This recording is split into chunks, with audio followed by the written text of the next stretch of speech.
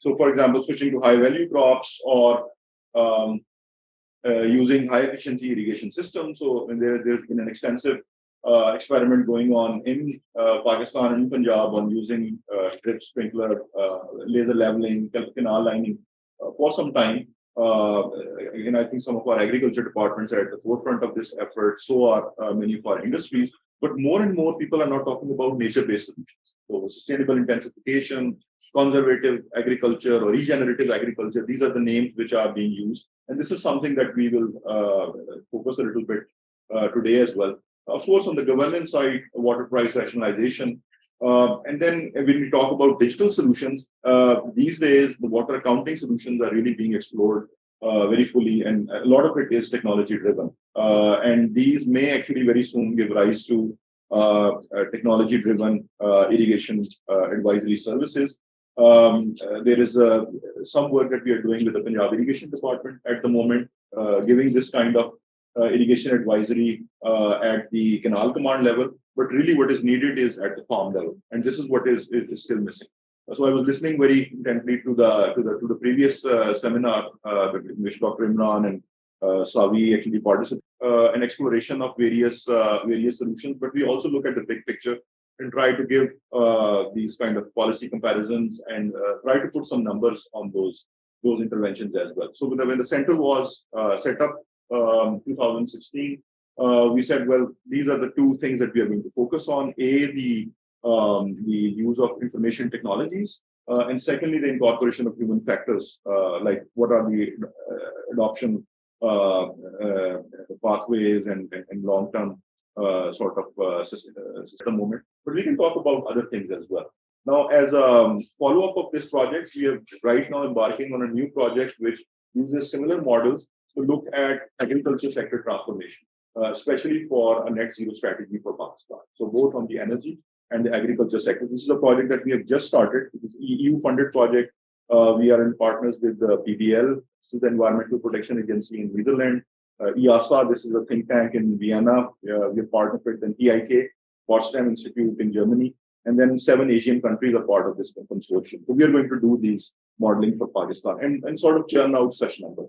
And in fact, it will be very interesting to find out options like the ones that Dr. Imran presented, and this is what SAWiE is exploring, to put into that model and come up with those numbers.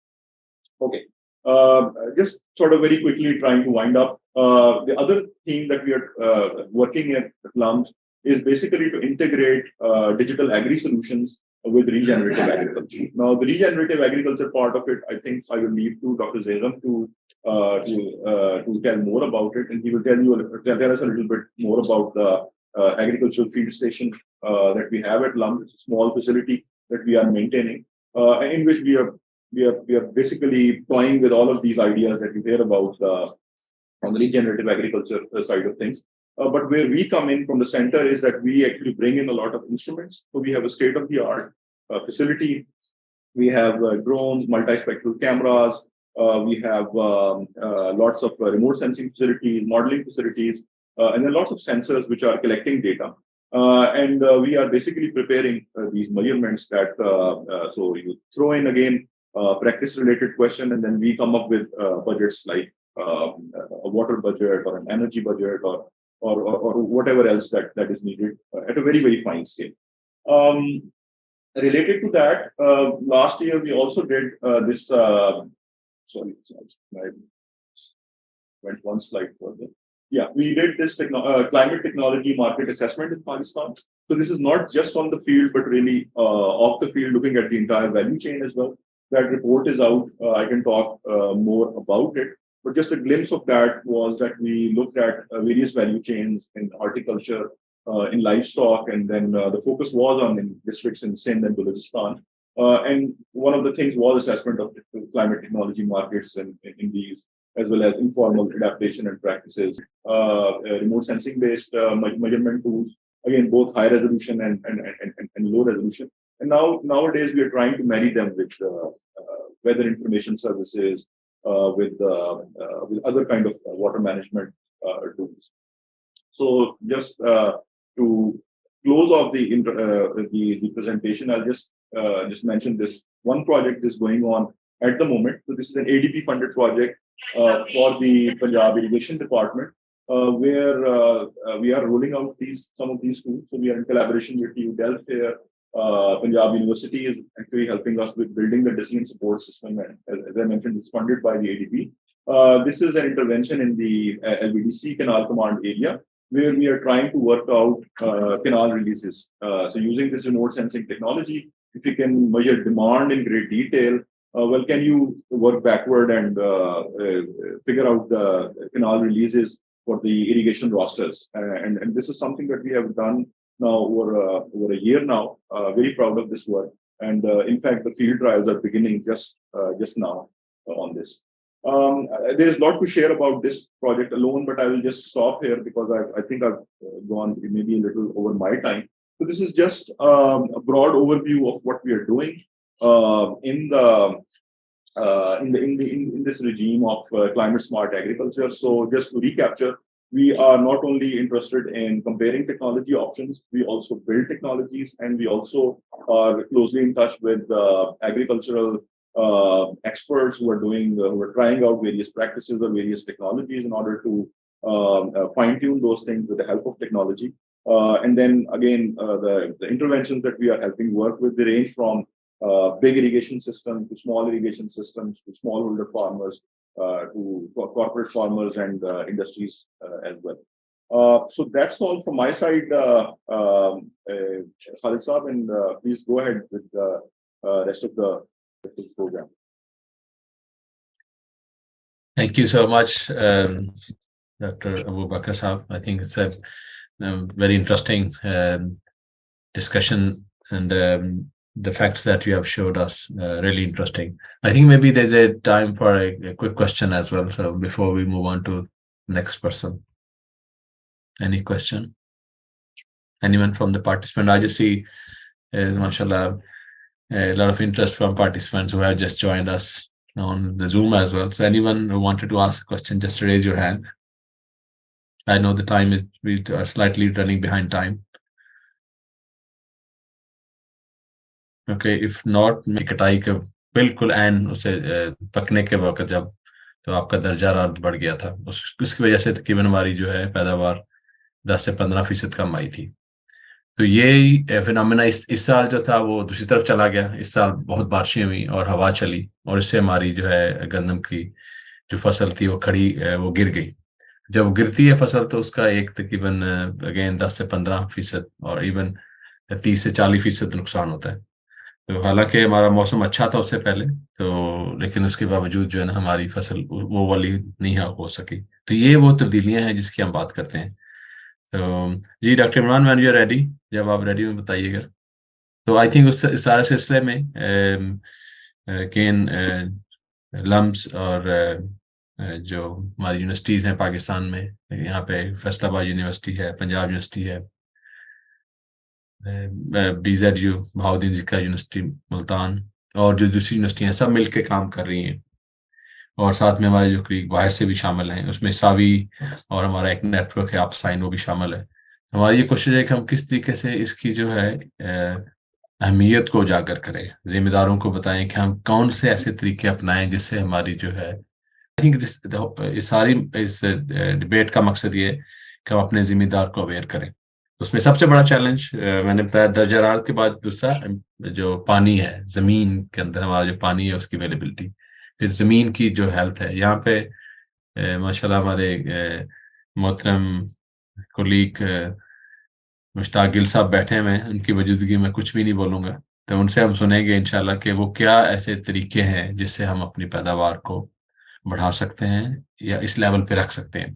तो उस सारी चीज़ को हम जो है ना वो regenerative agriculture कह लें, conservative commercialization aspect. We were targeting small scale to medium farmers, which we believe might have internet connectivity issues. So we wanted to develop a system which is smart but still easily deployable with minimum need of IoT.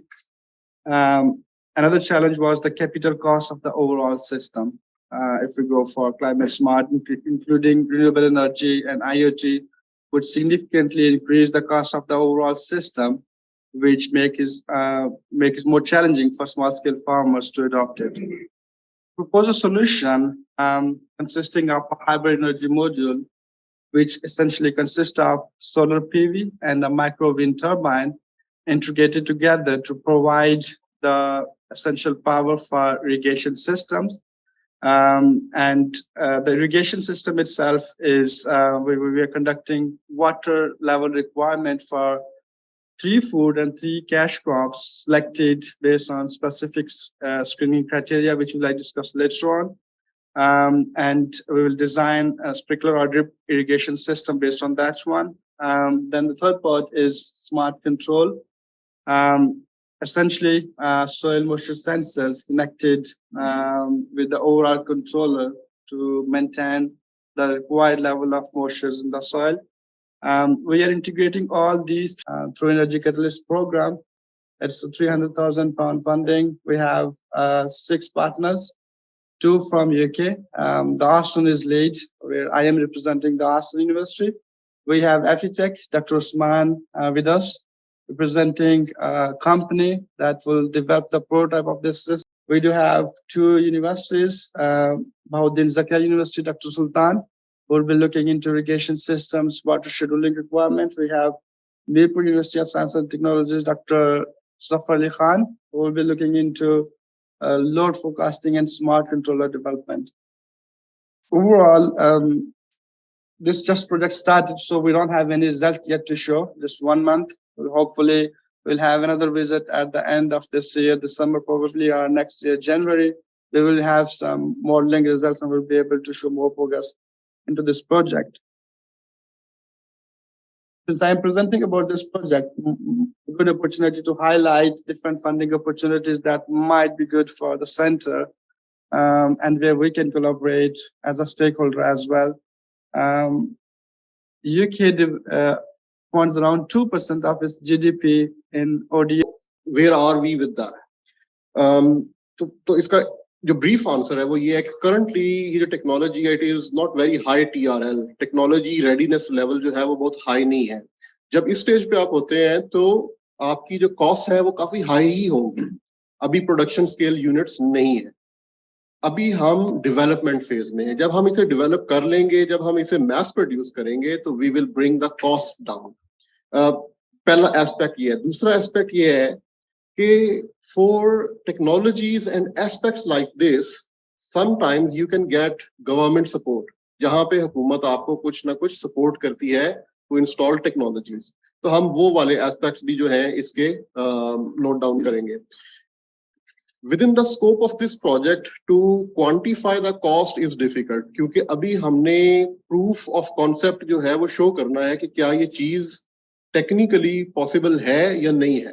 Once that is done, we will come down to the fact कि अब इसको financially viable करना है.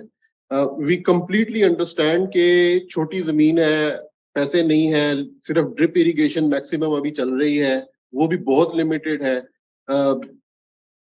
लोगों के पास जो है standard equipment के पैसे नहीं है, तो ये हाई टेक इक्विपमेंट कहां से आएगा. तो इसके 2-3 तरीके जो हम वे आउट इसका फॉरवर्ड देखते हैं कमर्शलाइजेशन का, दैट इज के you can find funding schemes from IMF, through the IMF है, और पाकिस्तान गवर्नमेंट भी जो है वो इस तरह के लोन्स और सब्सिडीज देती है.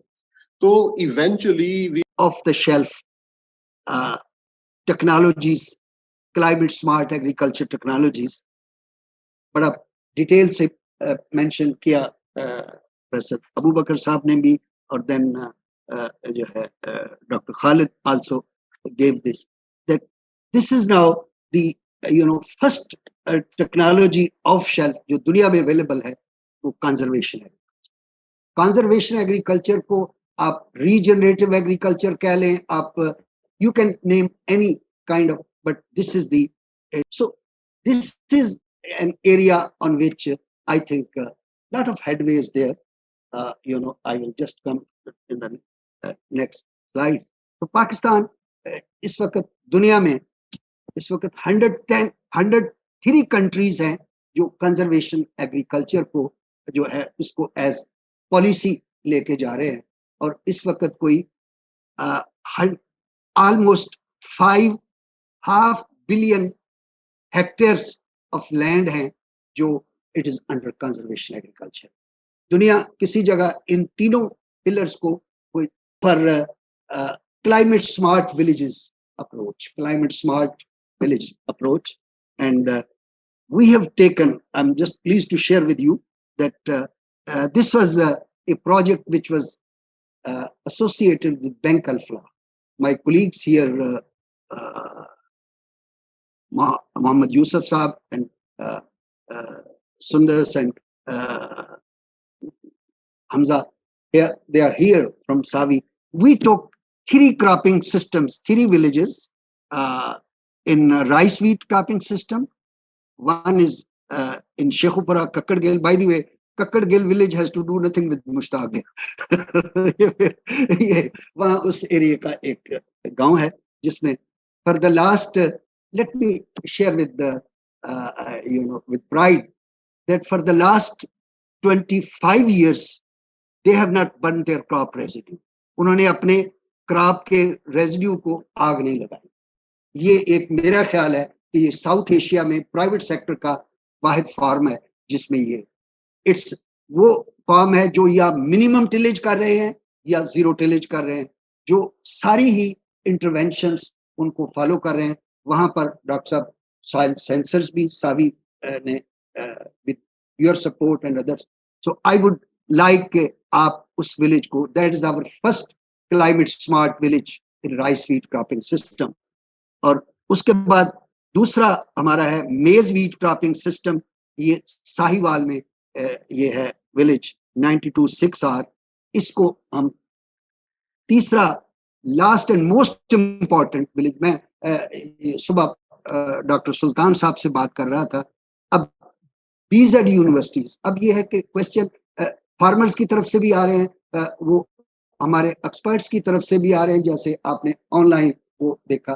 फार्मर कंसर्न्ड है, वो टेक्नोलॉजी जो मिलती है उसको फॉलो करता है. तो luckily BZ university has got its campus at in Layyah, and that is the heart of the cotton country, and that is the hope, because ladies and gentlemen, China has moved all his cotton area from coastal areas to desert area in northwestern China, and I think this is going to be so. SAWiE, when took this decision to take Laya village in cotton wheat system, that was the logic behind that. We can just revert back to our cotton productivity.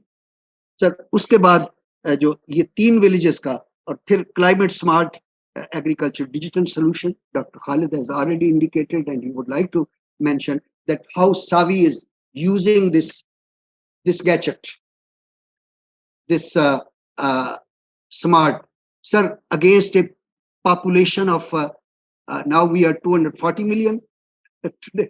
200, you have got almost 130 million, 13 crore ये smartphones हैं, CIMS हैं through out the country, start from Gilgit, ये हर जगह पे. अगर आप 5% increase करते हैं वीट को, या 1% भी इंक्रीज करते हैं, तो हम अपने मुल्क की जरूरत भी पूरा कर सकते हैं, हम दूसरे मुल्कों में एक्सपोर्ट भी कर सकते हैं.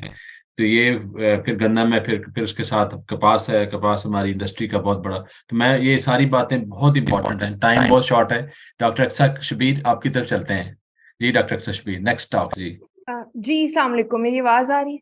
जी जी. College for Women University, and I'm also heading the Research, Innovation and Commercialization Office.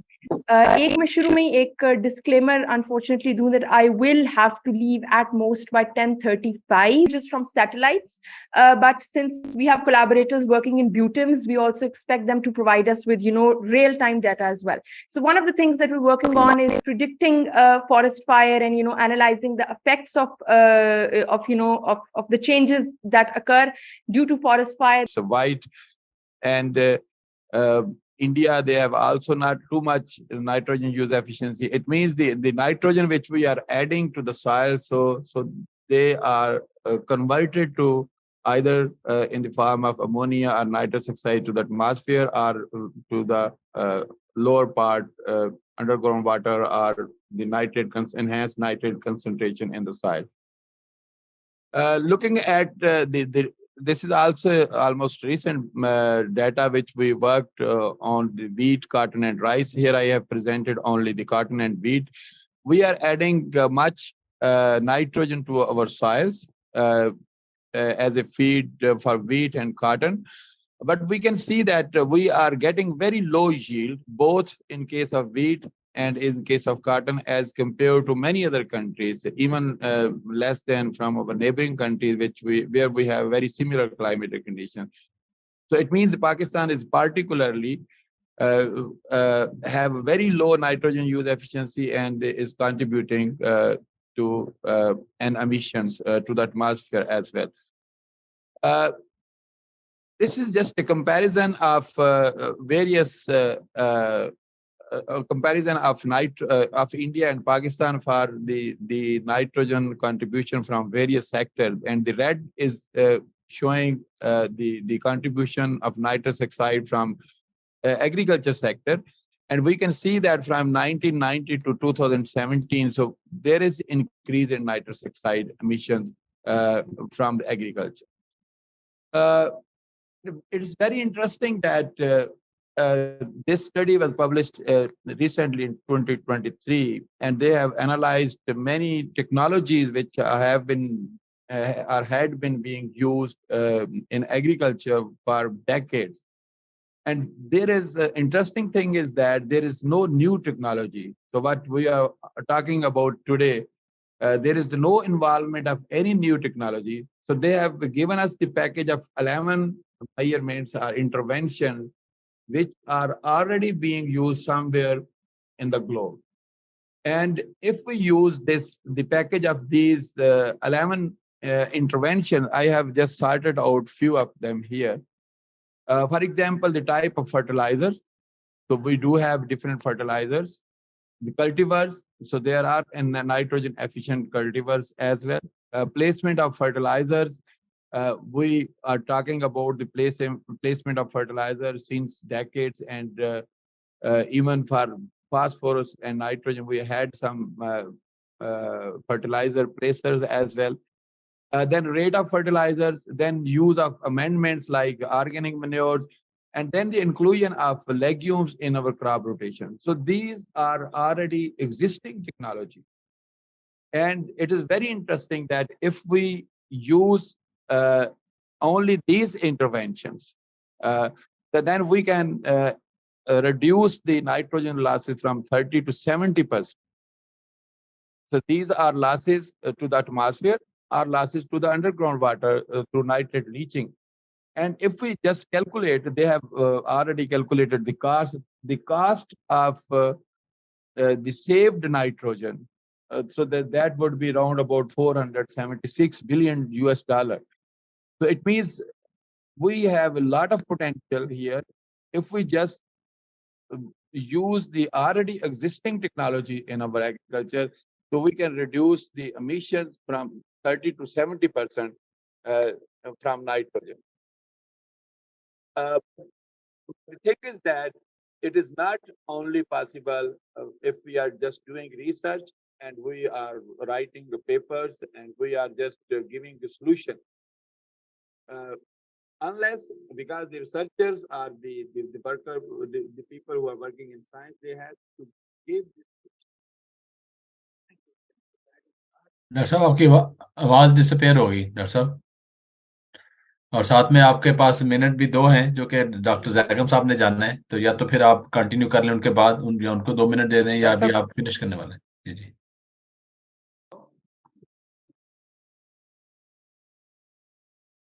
Doctor साहब आवाज आ रही है आपको? अब आ रही है जी जी. This is only the second last slide. Okay. I was just mentioning that the implementation of these technologies is very important, and that cannot be done only with the efforts of researchers. This needs interdisciplinary approach, even including the farmers, the government engagement, the business, industries, and a lot of civil society. So if we include all those in the system to implement these interventions, so we can enhance the nitrogen use efficiency with existing technologies. Of course, it doesn't mean that we should not go for the other technologies as well. We need to move on those as well. But at least the existing technologies have also a sufficient solution for nitrogen. So just to conclude, I would like to conclude in three aspects. The first thing that is our own choices, that which kind of fertilizer we need to use, we want to use. Whether we are going for integrated nutrient management, organic manures, or chemical fertilizers. Eating habits can also be a measure to reduce the nitrogen emissions because that will ultimately go to the food production and, of course, the use of nitrogen. And the third one is that whether we are going for sustainability or more profit. But we know that the small landholders, so they will not lose profit. They don't want to lose profit, but the progressive farmers, so they want to sustain their fields as well. So it means the small landholders can only go for sustainability if they are being subsidized, they are getting some incentive from somewhere. The second thing that is the science. Of course, the people, they are working for the farm management solutions, genetic solutions, enhancing nitrogen use efficiency, to develop efficient fertilizers, efficient and precise use of fertilizer, educating the farmers with the logic to work for profit as well as for sustainability. But for all these, we need government policies and the government engagement in it so that we can intervene and we can implement these existing technologies. So that may include the subsidies for efficient and sustainable use of fertilizer, R&D for promotion of new fertilizers, then policies to ensure balance and precise fertilizer use, and then incentives for the sustainable agriculture for the small landholders. So just to have the last point, that we have solutions which are present in the books, in the shelf, and also in the field, but not throughout the globe. We can utilize those interventions and we can save the nitrogen. And saving nitrogen is not meant only to protect the environment, but also to save the money as well. And that money can be utilized for further sustainability measurements throughout the globe. So this is our nitrogen assessment book, which we have recently published, talking about nitrogen assessments for Pakistan. And so there are my colleagues and the team members who are working with me for this nitrogen problem. Thank you very much. Thank you so much, Dr. Saab, for amazing work. बहुत शुक्रिया. Doctor Zakim साहब तब जाते हैं जो कि उनके पास सिर्फ 3 मिनट रह गए हैं, उन्होंने फिर मीटिंग में चले जाना है. जी डॉक्टर ज़ाकिम साहब, फिर हम ये डिस्कशन कंटिन्यू रखेंगे कि ग्रीन फर्टिलाइजर क्या है. जी Zakim sahab, over to you. Thank you. Doctor Zakim sahab is a professor, associate professor at LUMS university. जी डॉक्टर साहब हमें बताएंगे कि किस तरीके से जेनेटिक्स रोल अदा करती है आपकी रीजनरेटिव एग्रीकल्चर में. जी डॉक्टर साहब. स्क्रीन नजर आ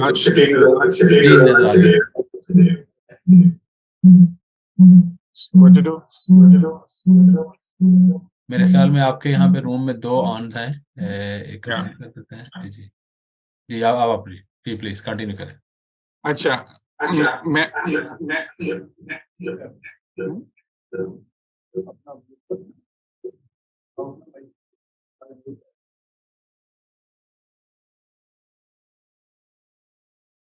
आप एक ऑन करें, कोई एक वाला ऑन कर लें.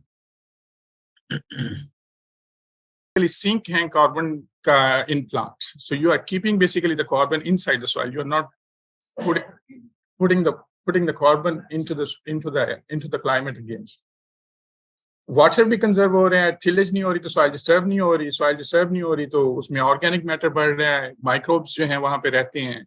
सो that's what we have been trying. मेरे आने से पहले लम्स में डॉक्टर अबू बकर, डॉक्टर तारिक, मशकूर हूँ जिन्होंने हमें ज्वाइन किया, ऑनलाइन ज्वाइन किया. तमाम अहबाब का बहुत मशकूर हूँ. आप साइन की तरफ से जो साइंटिस्ट को हमेशा कनेक्ट करती है, यूके पाकिस्तान साइंटिस्ट को, पाकिस्तान की جو سائنٹیفک جو ہمارے کیپیسٹی بلڈنگ کے لیے، اور اسپیشلی میں لمس کا بہت مشکور ہوں. تو over to you doctor Abubakar صاحب، آپ تھینک یو کرنا چاہیں ہمارے ان کولیگ کا جنہوں نے آن لائن جوائن کیا ہوا ہے. تو جی over to you doctor Abubakar sahab. Let's see if there are technical problems to make. मेरी आवाज सुन सकते हैं? खालिद साहब, आप मेरी आवाज सुन सकते हैं? जी जी, आपकी आवाज आ रही है जी. Okay, so थोड़ा सा मैं apologize करूंगा to all the online participants as well as participants here. थोड़ा हमें technical problems रहे हैं throughout the session, but I hope कि बड़ी rich discussion हुई है. I think all the presentations were really good. और खास तौर पे ये जो regenerative और digital agriculture का जो हमने एक बोल रहा है दोबारा से देखा है, I think this is something that we have been talking about for a long time. और आज खास तौर पे जैसे earlier on के नए आइडियाज की तरफ भी आए हैं, नए प्रोजेक्ट्स के बारे में हमें पता चला है, but also very interesting updates on the genetic side of things, on the practice side of things. The SAWiE की काबिलियत जो है वो बहुत important है इसके लिए. So Khalid Sahab, thank you so much for putting us all together, or we hope to continue this collaboration, or best of luck to your team. बहुत शुक्रिया जी. जाने से पहले अगर स्क्रीन पे जितने से अहबाब में अगर अपना कैमरा ऑन करना चाहें तो हम स्क्रीन शॉट ले लें.